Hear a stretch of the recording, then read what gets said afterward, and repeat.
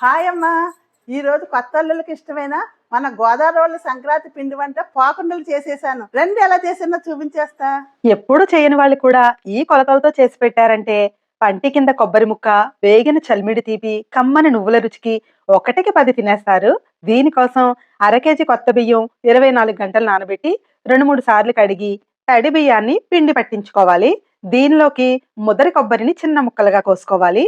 ముందుగా కడాయిలో 2-3 table spoons నువ్వులు వేయించి పక్కకు తీసేసి కాస్త నెయ్యి వేసి కొబ్బరి ముక్కలు వేసి లో ఫ్లేమ్ లో 5 నిమిషాలు వేయించుకోవాలి.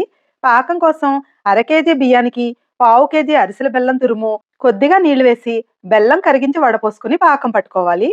పాకం లేత ఉండపాకం వచ్చాక వేయించిన నువ్వులు కొబ్బరి ముక్కలు వేసేసి కొద్ది కొద్దిగా పిండి వేసి కలుపుకుని కాస్త పైన నూనె వేసి కలిపితే ఇలా చక్కగా ఉండలవుతాయి.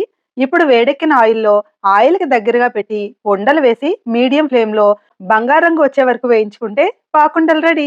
మీరు ఎలా చేస్తారో తప్పకుండా కామెంట్ చేయండి. Thank you for watching.